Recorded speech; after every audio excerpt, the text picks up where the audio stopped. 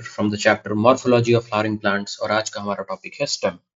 अब स्टेम के बारे में कुछ भी जानने से पहले हम एक बहुत ही बेसिक कॉन्सेप्ट को समझने की कोशिश करेंगे जो है root system and shoot system. Okay, अब अगर हम रूट की बात करें तो रूट सिस्टम में तो सिर्फ रूट्स आते हैं।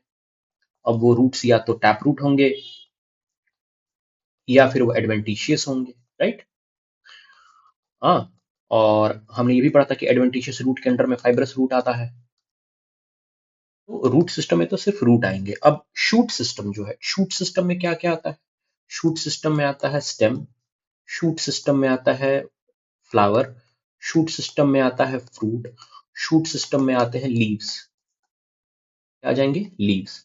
अब एक बात समझिए, ये हमारा पूरा जो ये अर्थ का सरफेस है, ये ब्लैक कलर से मैंने अर्थ का सरफेस दिखाया। अर्थ सरफेस के ऊपर जो भी पोर्शन है, अर्थ सरफेस के ऊपर जो भी पोर्शन है, ये शूट सिस्टम का हिस्सा है। अब आप देखिए जो मेन एक्सिस है जिसको मैं लेबल कर रहा हूँ अभी, ये जो सबसे सेंटर में जो मेन एक्सिस है, जो मेन पार्ट है शूट सिस्टम का, दैट इज स्टेम। ये जो मेन एक्सिस है, ये देखिए आपके डायग्राम में भी लेबल्ड है स्टेम, ये मेन एक्सिस है। शूट सिस्टम का जो मेन एक्सिस है, मेन एक्सिस जिस पर सारे ब्रांचेस, फ्लावर्स, लीव्स और फ्रूट्स वगैरह सब अटैच हैं, दैट इज स्टेम। ठीक है। अब स्टेम के पास पाया जाता है नोड। स्टेम के पास क्या पाया जाता है? नोड। और उसी नोड से क्या राइज होते हैं? लीव्स। ठीक है। फिर आपको स्टेम के ऊपर फ्रूट्स भी दिखाई दे रहे होंगे, आपको स्टेम के ऊपर फ्लावर भी दिखाई दे रहे होंगे, है ना। और आपको दिखाई दे रहा होगा बड। अब बड क्या होता है वो हम आगे समझेंगे, बट फिलहाल शूट सिस्टम पढ़ने के बाद आपको स्टेम और शूट में अंतर पता चल गया होगा। आपको स्टेम और शूट में अंतर पता चल गया होगा, राइट। जब हम शूट की बात करते हैं तो शूट में leaves, branches, stem, fruit, flower सब कुछ आ जाता है। और जब हम स्टेम की बात करते हैं तो stem is the main axis of the shoot. Okay, अब खैर आगे बढ़ते हैं। अब स्टेम में हम जो सबसे पहला टॉपिक पढ़ेंगे वो है कैरेक्टरिस्टिक्स ऑफ स्टेम, है ना। अब स्टेम का जो पहला कैरेक्टरिस्टिक है वो है stems are positive phototropic. Stems are positive phototropic. अब देखिए, ट्रॉपिक वर्ड जो है, ट्रॉपिक, ट्रॉपिक वर्ड का सिंपल मतलब होता है टू टर्न। ट्रॉपिक वर्ड का मतलब क्या होता है? टर्न। अब अगर हम बात करें इस ऊपर वाले, अगर हम डायग्राम को देखें, फिगर को देखें, तो यहाँ पर मान लीजिए सन हमारा ऊपर की तरफ, ये सन है। और सन से क्या निकल रहा है? सनलाइट। सन से क्या निकल रहा है? सनलाइट। तो सनलाइट की तरफ मूवमेंट हो रहा है, सनलाइट की तरफ स्टेम टर्न कर रहा है, इसलिए हमने नाम दिया है पॉजिटिव फोटोट्रॉपिक। इस शब्द को अगर तोड़ा जाए तो ट्रॉपिक वर्ड का मतलब हो गया टर्न, फोटो का मतलब हो गया लाइट, और लाइट में भी कौन सा लाइट? Natural light, sunlight. और पॉजिटिव मतलब, पॉजिटिव वर्ड इसलिए लगाया गया क्योंकि स्टेम जो है वो लाइट की तरफ टर्न करता है या लाइट की तरफ ग्रोथ करता है, इसलिए हमने स्टेम के लिए शब्द इस्तेमाल किया पॉजिटिव फोटोट्रॉपिक। अच्छा, अब दूसरा कैरेक्टरिस्टिक स्टेम का क्या है? Negative geotropic. अब एक बात बताइए, जो ग्रेविटी है, जो ग्रेविटी है वो नीचे की तरफ लग रही है। ग्रेविटी किधर की तरफ लग रही है? नीचे की तरफ। और स्टेम का ग्रोथ किधर की तरफ है? Against the gravity. तो क्या स्टेम जो है ग्रेविटी की तरफ टर्न कर रहा है या ग्रेविटी से अवे टर्न कर रहा है? ग्रेविटी से अवे टर्न कर रहा है, निगेटिव जा रहा है, इसलिए हमने स्टेम के लिए टर्म इस्तेमाल किया नेगेटिव जियोट्रॉपिक। ट्रॉपिक वर्ड का मतलब हो गया टर्न, जियो वर्ड यहाँ पर ग्रेविटी के लिए इस्तेमाल हुआ है, और निगेटिव वर्ड हमने इसलिए लगाया है क्योंकि स्टेम जो है वो ग्रेविटी के अगेंस्ट टर्न कर रहा है। ओके, अच्छा जी।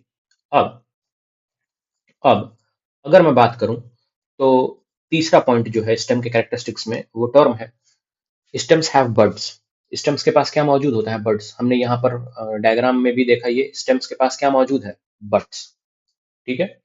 अच्छा, अब बड्स होते क्या है? What are buds? Buds are group of undifferentiated cells. Buds are group of undifferentiated cells, या फिर हम इनको नाम दे सकते हैं मेरिस्टेमेटिक सेल्स। हम क्या नाम दे सकते हैं? Meristematic cells. ओके।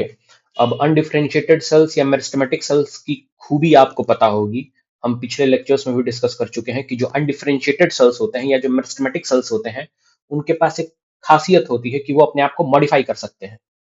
वो अपने आप को क्या कर सकते हैं? मॉडिफाई। मॉडिफाई करके किसी भी दूसरे चीज में वो कन्वर्ट हो सकते हैं। अब सिंस ये जो बर्ड्स हैं ये स्टेम के ऊपर हैं, तो ये दो टाइप के होंगे, एक होगा वेजिटेटिव बर्ड, एक होगा फोलियर बर्ड। वेजिटेटिव बड और फोलियर बड।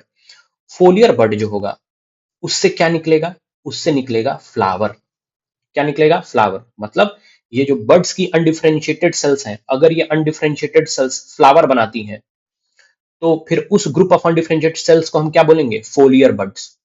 और अगर वो जो ग्रुप ऑफ अनडिफरेंशिएटेड सेल्स हैं, जो बर्ड्स हैं, अगर वो ब्रांचेस या लीव्स बना रही हैं तो ऐसे बर्ड्स को, ऐसे ग्रुप ऑफ अनडिफरेंशिएटेड सेल्स को हम क्या नाम देंगे, वेजिटेटिव बर्ड्स। ओके, इसलिए मैंने यहां पर लिखा है कि फंक्शन के बेसिस पर बर्ड्स को दो हिस्सों में बांटा गया है, फोलियर बर्ड अगर वो फ्लावर बनाते हैं, वेजिटेटिव बर्ड अगर वो ब्रांचेस या लीव्स बनाते हैं। ठीक है, अब सवाल ये है कि ये बर्ड्स का लोकेशन क्या होगा। तो बर्ड्स का लोकेशन दो हो सकता है, या तो टर्मिनल या तो एक्सिलरी। ठीक है, अब जैसे मान लीजिए कोई वेजिटेटिव बर्ड है, ठीक है, कोई वेजिटेटिव बर्ड है, तो ये मैंने बनाया यहाँ पर स्टेम, ये रहा लीफ। अब ये लीफ और स्टेम के बीच में जो एंगल बन रहा है, ये वाला एंगल, इस एंगल को हम क्या बोलते हैं, एक्सिलरी पोजीशन। क्या बोलते हैं हम, एक्सिलरी पोजीशन, एक्सिलरी पोजीशन।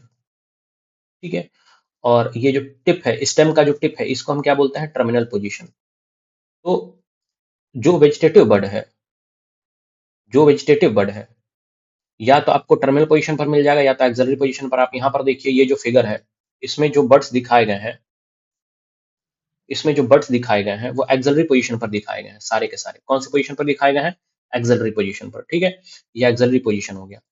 तो जो बर्ड्स हैं, चाहे वो आपका फोलियर बर्ड हो, चाहे आपका वेजिटेटिव बर्ड हो, ठीक है, या तो वो टर्मिनल पोजीशन पर पाया जाएगा या तो एक्सिलरी पोजीशन पर पाया जाएगा। अब जो एक्सिलरी पोजीशन होती है, जो एक्सिलरी पोजीशन होती है, ये मोस्ट कॉमन पोजीशन होती है, मोस्ट कॉमन पोजीशन होगी ये, चाहे वेजिटेटिव बर्ड के केस में, चाहे फोलियर बर्ड के केस में। इसलिए आप देखेंगे कि जो ब्रांचेस हैं वो ज्यादातर एक्सिलरी पोजीशन से निकलते हैं, जो फ्लावर्स हैं वो ज्यादातर एक्सिलरी पोजीशन से निकलते हैं। अब ये राइट हैंड साइड में मैंने ये एक फिगर दिखाया आपको, ये देखिए, ये मैंने रिप्रोडक्टिव बर्ड या फोलियर बर्ड, फोलियर बर्ड का एक और नाम है रिप्रोडक्टिव बर्ड, क्योंकि फ्लावर की मदद से रिप्रोडक्शन होता है, तो इसीलिए फ्लावर बर्ड को या फोलियर बर्ड को हमने रिप्रोडक्टिव बर्ड भी कह दिया। अब देखिए, ये जो फोलियर बर्ड है, ये लीफ के एक्सिल से निकला है और ये किससे मॉडिफाई हो गया, फ्लावर में। अब आप यहाँ वाला बर्ड देखिए, यहाँ वाला बर्ड किस में अराइज हो रहा है, ब्रांचेस और लीव्स में। ठीक है, तो फंक्शन के बेसिस पर तो बर्ड्स दो टाइप के हैं, एक वेजिटेटिव और एक फोलियर, और लोकेशन के बेसिस पर अगर आप बात करेंगे तो टर्मिनल और एक्सिलरी। ठीक है, खैर, अब हमने वेजिटेटिव बर्ड का फंक्शन पढ़ लिया कि वेजिटेटिव बर्ड या तो ब्रांच निकालेंगे या तो लीव्स, लेकिन ये इनका एक जनरल फंक्शन है। कुछ फ्लावरिंग प्लांट्स में ये भी देखा गया है कि जो वेजिटेटिव बर्ड्स हैं वो अपने आप को मॉडिफाई कर लेते हैं। मॉडिफाई करने का मतलब, ना तो ये ब्रांचेस बनाएंगे, ठीक है, और ना ही ये लीव्स बनाएंगे, ये मॉडिफाई होकर के कोई दूसरा काम करेंगे, कुछ दूसरा फंक्शन करेंगे। जैसे अगर हम सिट्रस प्लांट्स की बात करें, सिट्रस फ्लावरिंग प्लांट्स की, जैसे कि लेमन, उसमें क्या होता है कि जो वेजिटेटिव बर्ड होता है वो ब्रांचेस और लीव्स तो बनाता ही है, पर साथ ही साथ वो बीच बीच में थॉर्न भी बना लेता है। क्या बना लेता है, थॉर्न। तो थॉर्न जो है, जो स्टेम के ऊपर थॉर्न्स पाए जाते हैं, वो कौन से बर्ड का मॉडिफिकेशन होंगे, वो वेजिटेटिव बर्ड का मॉडिफिकेशन होंगे। ठीक है, अच्छा, क्यूकम्बर, पंपकिन और ग्रेप्स में क्या होता है, जो एक्सिलरी बर्ड है वो क्या बना लेते हैं, टेंड्रल्स। क्या बना लेते हैं, टेंड्रल्स। अब टेंड्रल्स का काम क्या होता है, सपोर्ट करना। टेंड्रल्स का काम क्या होता है, सपोर्ट करना। तो हमने दो इंपॉर्टेंट मॉडिफिकेशंस भी पढ़ लिए वेजिटेटिव बर्ड के। अब हम आते हैं फोलियर बर्ड के मॉडिफिकेशन पर। फोलियर बर्ड से जनरली क्या निकलता है, flower, but in case of cardiospermum या फिर बैलून वाइन, फोलियर बर्ड जो है कई बार वो टेंड्रल्स भी बना लेते हैं। क्या बना लेते हैं, टेंड्रल्स। अब आप ये डायग्राम देखिए, इसमें अगर आप देखेंगे तो फोलियर बर्ड थे, यहां पर तीन फ्लावर बन गए, तीन फ्लावर बन गए, लेकिन ये वाला जो फोलियर बर्ड है वो फ्लावर बनाने की जगह क्या बना रहा है, वो बना रहा है टेंड्रिल। क्या बना रहा है, टेंड्रिल। और टेंड्रिल का काम हम सबको पता है, टेंड्रिल का काम क्या होता है, सपोर्ट। ठीक है, तो हमने स्टेम का कैरेक्टरिस्टिक्स पढ़ा, हमने स्टेम के एक इंपॉर्टेंट पॉइंट को डिस्कस किया, बर्ड्स वाले पॉइंट को, जिसमें हमने पाया कि बर्ड्स दो टाइप के होते हैं, मेनली वेजिटेटिव और फोलियर, उनके लोकेशन को डिस्कस किया, और वेजिटेटिव बर्ड और फोलियर बर्ड के मॉडिफिकेशन को भी डिस्कस किया, राइट। अब अगले लेक्चर में हम लोग डिस्कस करेंगे modification of stem and leaf. Okay, और अगर आपको कोई और डाउट रहता है देन आप क्लास में डिस्कस कर सकते हैं। Okay, thank you.